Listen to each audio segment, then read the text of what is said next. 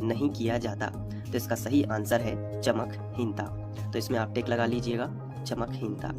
Next question है, पतले तारों में धातुओं के खींचे जा सकने की क्षमता होती है, यानी कि धातुओं को हम खींचे जा सकते हैं, तो उसे हम क्या कह सकते हैं? तो देखो, खींचना यानी कि तानना, तन्यता इसे हम कहेंगे। तो अगर हम कोई भी धातु है उसको खींचेंगे तो उसके हम तार बनाए जा सकते हैं, क्योंकि उस धातु में तन्यता का गुण होता है। तो अब आप सोच रहे होंगे कि आघात वर्धनीयता फिर क्या होती है? आघात वर्धनीयता में हम चादर बना सकते हैं, उसे पीट पीट कर अगर हम धातु पर हथौड़े से वार करेंगे तो वो एक फैलेगा, चादर जैसा बनेगा, तो वो आघात वर्धनीयता है, मतलब आघात होने से उसमें वृद्धि होना, उसे हम आघात वर्धनीयता कहेंगे। नेक्स्ट है, निम्नलिखित में से आयरन के कौन से ऑक्साइड आयरन का स्टीम के साथ लंबी अभिक्रिया के फलस्वरूप प्राप्त होंगे? तो ये Fe3O4 इसका करेक्ट आंसर है, इसको ध्यान रखना। स्टीम के साथ लंबी अभिक्रिया के फलस्वरूप हमें क्या प्राप्त होगा? Fe3O4। वैसे आप ये भी समझ सकते हो कि लंबी अभिक्रिया है तो आयरन के परमाणु सबसे ज्यादा होंगे। तो आयरन के परमाणु इसमें 1 है, इसमें 2 है, इसमें कितने हैं? 3 है, अधिकतम 3 ही है, तो Fe3O4 लगा लेना, 2 नहीं हो सकते। ठीक है, आगे बढ़ते हैं।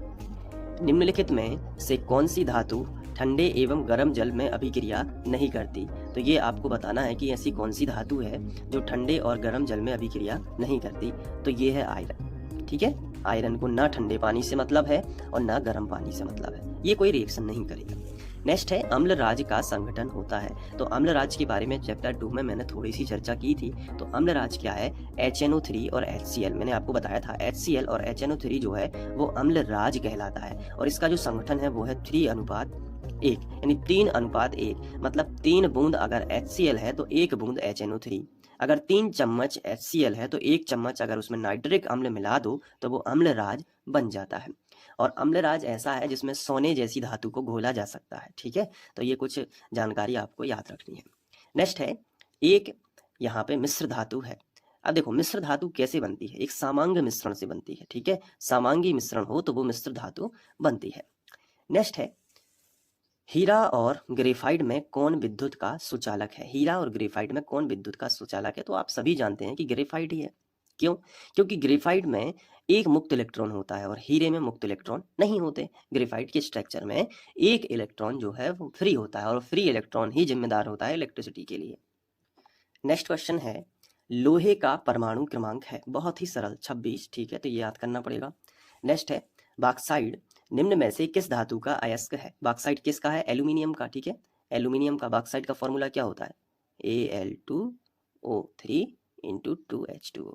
ठीक है, तो ये जो है बॉक्साइड का फॉर्मूला है जिसमें एल्यूमिनियम शामिल है। आप ये देखिए केवल कि इसमें एल्यूमिनियम है।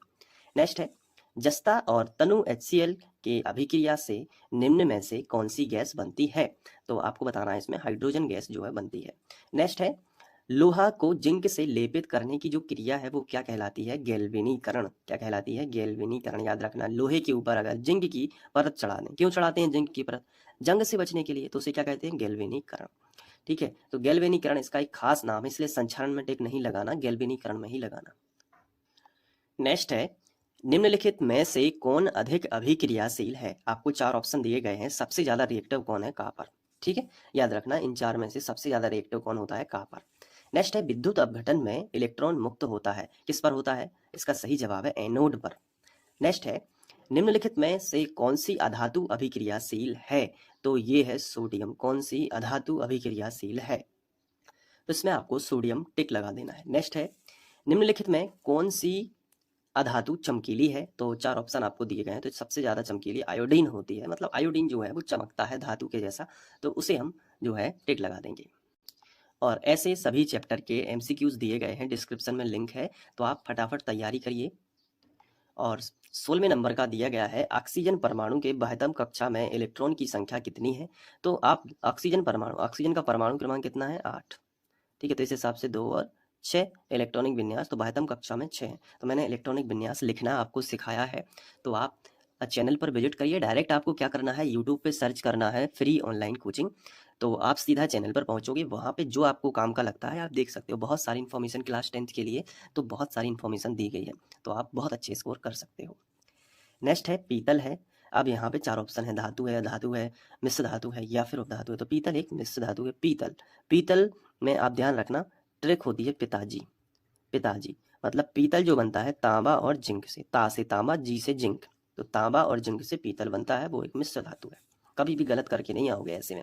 18वें नंबर का है ब्रोमीन अधातु की अवस्था होती है। 4 ऑप्शन आपको दिए गए हैं। तो ब्रोमीन किस अवस्था में पाया जाता है? तो द्रव अवस्था में पाया जाता है। निम्नलिखित में से किसे चाकू से काटा जा सकता है? तो 4 ऑप्शन है, तो इसका सही जवाब होगा लिथियम। लिथियम को चाकू से काटते हैं। नेक्स्ट है निम्नलिखित में से कौन आयनिक यौगिक है? 4 ऑप्शन आपको दिए गए हैं। कौन आयनिक यौगिक है? तो कैल्शियम क्लोराइड आयनिक है, क्योंकि इसके ऊपर डबल प्लस होते हैं और क्लोरीन के ऊपर एक माइनस होता है, लेकिन 2 क्लोरीन है तो 2 माइनस, तो ये पानी में टूट जाएगा। Ca double plus, Cl2 double minus, या Cl double minus, 2Cl minus, ऐसे भी लिख सकते हो। नेक्स्ट है निम्नलिखित में कौन उपधातु है? 4 ऑप्शन आपको दिए गए हैं। तो कौन उपधातु है ये बताना है। तो एंटीमनी जो है वो उपधातु है, याद रखना। एंटीमनी कई बार एग्जाम में आ चुका है ये। नेक्स्ट है धातुएं ऊष्मा और विद्युत की कैसी होती है? आपको 4 ऑप्शन दिए गए हैं। धातुएं होती हैं ऊष्मा विद्युत की चालक। नेक्स्ट क्वेश्चन है धातुएं आवर्त सारणी में किस ओर स्थित है? तो आवर्त सारणी में बाईं ओर स्थित है। आप आवर्त सारणी देखोगे तो इस तरफ मिलेंगी आपको धातुएं लेफ्ट तरफ, और राइट तरफ आपको मिलेंगे अधातुएं, और बीच में मिलेंगे संक्रमण तत्व।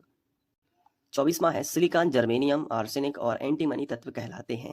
तो ये सारे तत्व क्या कहलाते हैं? तो यहाँ पे आपको इन 4 ऑप्शन में से सही टिक लगाना है। तो ये सारे के सारे हैं उपधातु।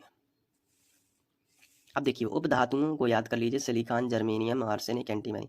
आज से याद रख लो कि ये सारे के सारे क्या है? उपधातु हैं। नेक्स्ट है टाइटेनियम, क्रोमियम, मैग्नीज तथा जर्कोनियम धातुओं को कहा जाता है। तो यहाँ पे आपको सामरिक धातु टिक लगाना है, ठीक है। ये कई बच्चों पे नहीं बनता है, इसलिए आप इसकी बहुत अच्छे से तैयारी कर लीजिए। नेक्स्ट है अधातुएं आवर्त सारणी में किधर स्थित है? अधातुएं, तो मैंने आपको अभी बताया है कि जो अधातुएं होती हैं वो कहाँ स्थित होती हैं? दाईं ओर, ठीक है। बाईं ओर धातुएं, दाईं ओर अधातुएं। सल्फर के अयस्क का क्या नाम है? तो सल्फर के अयस्क का नाम है सल्फाइड, इस पर टिक लगाइए। नेक्स्ट है इस्पात में कितना प्रतिशत कार्बन है? इस्पात के अंदर कितना प्रतिशत कार्बन है? 2% कार्बन है, ध्यान रखना इस चीज को, 2%, ठीक है। नेक्स्ट है निम्न में से कौन अधातु विद्युत का सुचालक है? कौन अधातु भी हो और विद्युत का सुचालक भी हो? तो ग्रेफाइट, अभी बात की है क्योंकि इसके अंदर एक मुक्त इलेक्ट्रॉन होता है। नेक्स्ट है ग्रेफाइट कार्बन का एक अपर रूप है जो कि कैसा होता है? तो मुलायम होता है। तो ये थे 30 MCQs जो कि चैप्टर 3 के थे। इसके बाद आपको अगर चैप्टर 4 से लेके चैप्टर 13 तक के सारे MCQs अगर आपको चाहिए तो आपको कुछ भी नहीं करना है, सिर्फ डिस्क्रिप्शन चेक करना है, जिसमें आपको प्लेलिस्ट की लिंक मिल जाएगी, और वहाँ पे आप सारे वीडियोस को देख के बोर्ड एग्जाम की जो तैयारी है वो बहुत अच्छे से कर सकते हो। तो गणित का वीडियो रोज़ शाम 7 बजे आता है, तो उसको भी आप वॉच कर सकते हो, और अगर आपको अच्छा लगे तो आप फॉलो कर सकते हो वहाँ पे प्लेलिस्ट के अंदर। तो प्लेलिस्ट जरूर चेक करते रहना, अलग अलग तरीके की चीज़ें आ रही हैं जो 10th में आपको टॉपर बनाने में काफ़ी हेल्प करेंगी। मिलते हैं नेक्स्ट वीडियो लेक्चर में, तब तक के लिए बाय, थैंक यू।